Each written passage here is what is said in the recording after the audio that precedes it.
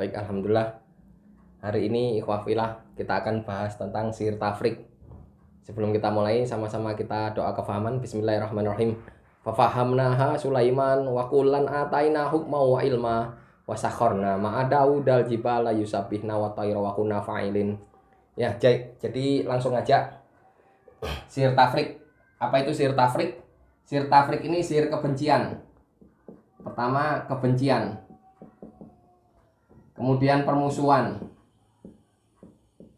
Jadi sihir tafrik ini sangat istimewa di posisi iblis ini.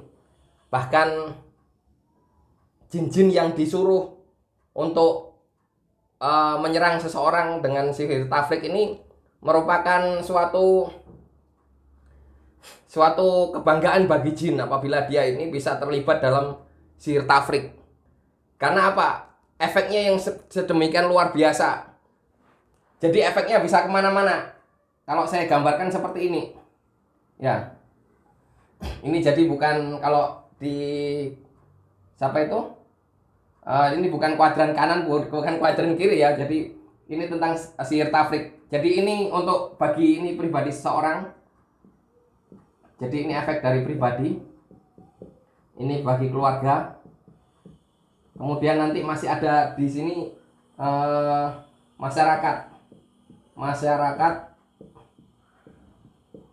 rekan ataupun teman. Jadi kenapa saya bagi demikian? Pertama, dari segi pribadi, seorang yang kena sihir tafrik ini akan mempengaruhi ISQ-nya dia, emosional,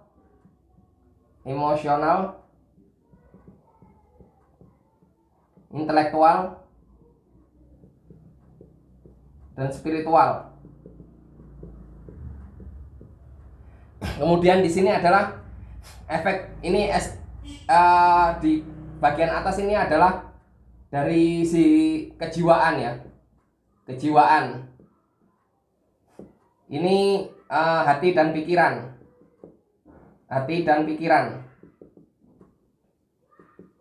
Kemudian disinilah badan. Nanti ini pun akan bercabang-cabang. Dari sisi keluarga, ini pun dari emosional. Biasanya keluarga ini sering ribut. Bisa jadi dari emosional anaknya, istrinya sama ini, emosional, intelektual, spiritual. Jika sihir tafrik itu dihantamkan kepada suatu pimpinan organisasi dan ditafrik dengan orang kepercayaannya, maka akan pecah itu. Yang paling sering ini seorang, karena sihir tafrik ini paling sering ditujukan kepada siapa? Biasanya beberapa kali pasien yang saya tangani umumnya orang menengah ke atas, tokoh-tokoh politik, pengusaha-pengusaha besar, atau mungkin sebenarnya orang-orang yang sebenarnya mereka ini lagi naik, tapi karena ditafrik sehingga dia ini banyak masalah. Jadi ini efeknya luar biasa. Dari emosional, biasanya seorang yang kena sihir tafrik ini secara emosional dia lebih tiba-tiba itu pikiran kalut. Jadi hatinya kalut, pikirannya kalut. Jadi kemudian dia biasanya secara intelektual tiba-tiba dia sering lupa. Dia sering lupa, atau mungkin spiritual dia kadang-kadang jadi malas sholat. Jadi kemudian kalau ini seperti dalam dalam penjelasan sebelumnya, ketika seorang ini emosional, intelektual, dan spiritual dia berusaha melawan, maka baru badannya ini sakit semua. Badan ini pun akan terbagi-bagi dengan beberapa. Jadi sihir tafrik ini luar biasa efeknya. Jadi secara pribadi, secara keluarga, apa yang terjadi? Biasanya emosional anaknya, tiba-tiba anaknya ini seringkali, seandainya ini sihir tafrik ditujukan satu paket, misalnya bapak dengan anaknya, maka tiba-tiba anak ini bermusuhan dengan bapaknya. Atau tiba-tiba anak ini bermusuhan dengan ibunya, atau mungkin suami istri ini tiba-tiba bermusuhan. Jadi emosional. Terus kemudian dari spiritual, biasanya ada aja yang malas. Ini efeknya macam-macam, bisa tidak kerasan di rumah.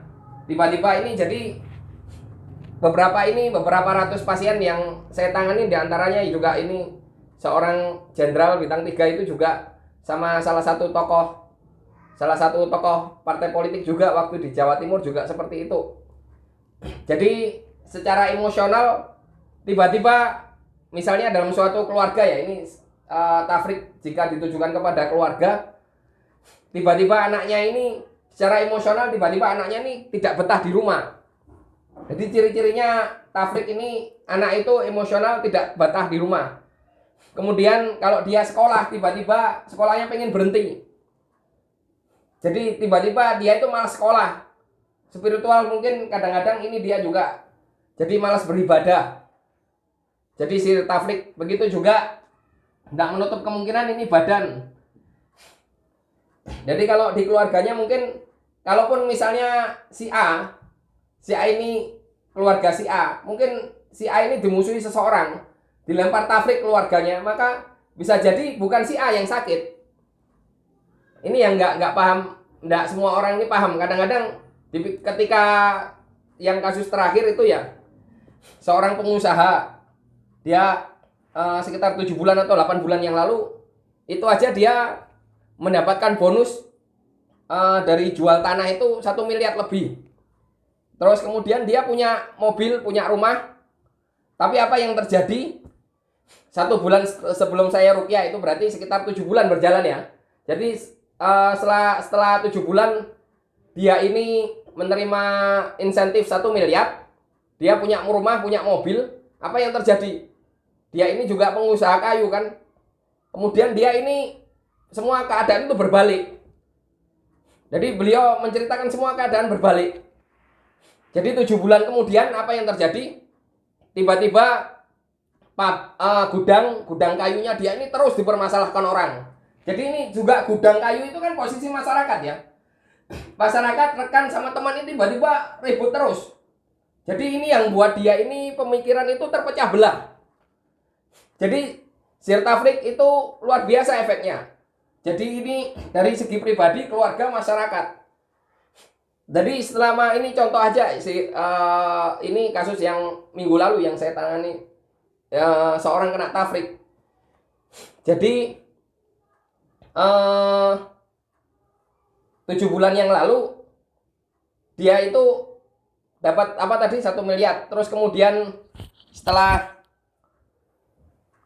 itu, setelah jalan 7 bulan, dia bahkan tiba-tiba itu 2 bulan setelah dia dapat 1 miliar itu, tiba-tiba gudangnya ini sering dipermasalahkan orang.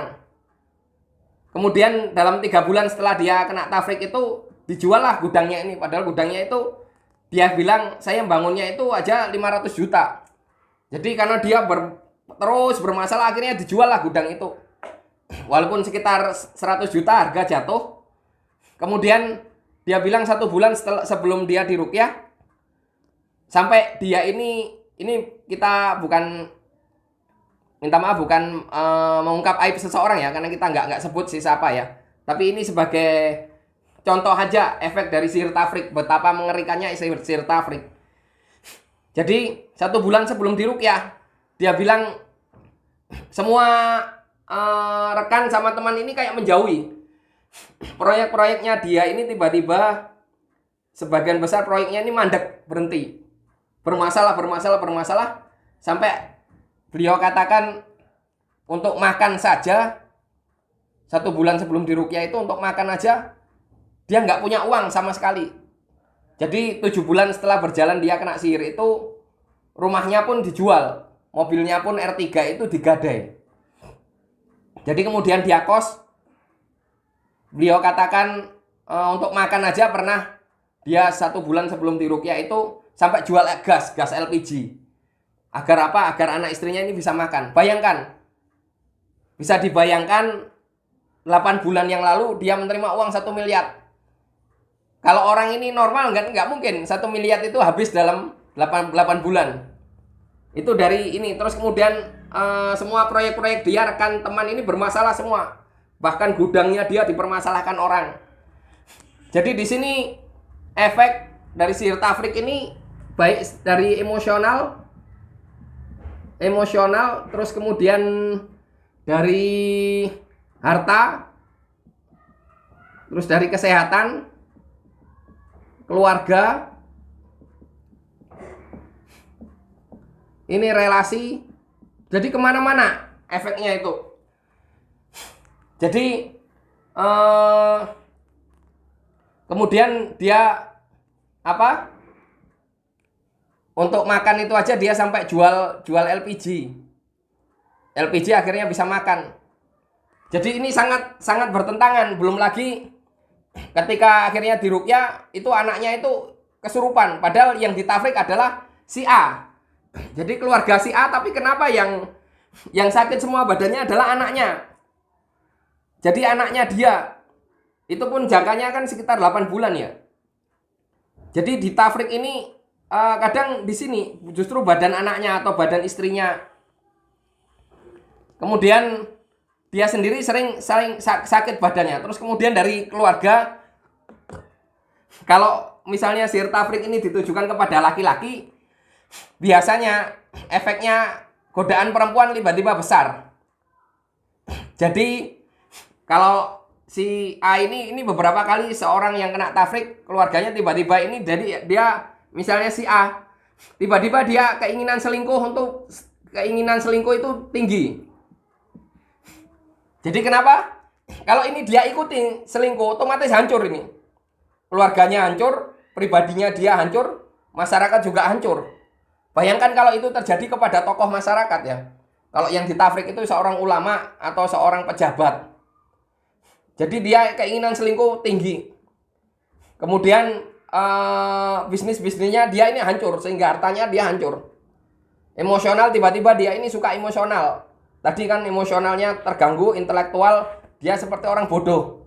Biasanya sering ditipu. Ini beberapa kasus, jangankan yang 1 miliar tadi, yang lebih dari itu. Ada pasien saya itu dalam sekitar 6 bulan ditipu sampai 3 kali. Ini yang kasus lain itu, bahkan ada pasien itu yang saya tangani juga salah satu tokoh di Bali ini, juga non muslim. Jadi beliau ini ditipu ini berturut-turut 5 miliar lebih, ini 1 miliar lebih, terus kemudian ini. Jadi ini kayak orang bodoh. Terus spiritual juga, minta maaf ini biasanya seorang yang kena tafrik, dia karena masalah di sana sini ya, biasanya dia itu spiritual sangat terganggu. Bukan hanya malah sholat, bukan hanya muslim ini. Seandainya dia Kristen pun, biasanya orang-orang kena tafrik, dia keinginan untuk keluar dari agamanya besar. Begitu juga ketika saya nangani pasien itu Hindu juga gitu, seakan-akan dia pengen keluar dari agamanya. Begitu juga muslim. Jadi ini ciri-cirinya. Jadi ISQ, jadi emosional, intelektual, spiritual ini terguncang semuanya. Jadi dia agama apapun seakan-akan pengen keluar dari agamanya. Bahkan ada pasien saya itu, dia kecil sampai di Arab Saudi. Bahkan dia di Arab Saudi itu dia mengatakan juga, ketika saya di Arab saya nggak percaya sama Allah. Padahal dia posisi di Riyadh, di Arab Saudi, tapi dia tidak percaya kepada Allah. Karena dia dia keturunan di Bali sini aslinya, terus tinggal sana. Jadi dia ini intinya seorang yang kena tafrik ini emosional, intelektual, spiritual diguncang. Badannya dia, kalau dia ini sudah sering emosional, intelektual sama spiritual ini terguncang, maka badannya lama-lama sakit. Belum lagi kalau dia ini mengikuti apa kata hati. Kata hati ini dibuat selingkuh, macam-macam, ini nanti keluarganya berantakan. Emosional istrinya, anaknya, intelektual, spiritual, bahkan nanti akhirnya seandainya pun keluarganya ini terjaga baik-baik aja, nanti ada entah anaknya entah istrinya ini badannya sakit-sakitan. Jadi efeknya sedemikian. Kita nanti lanjut lagi dalam sesi berikutnya. Assalamualaikum warahmatullahi wabarakatuh.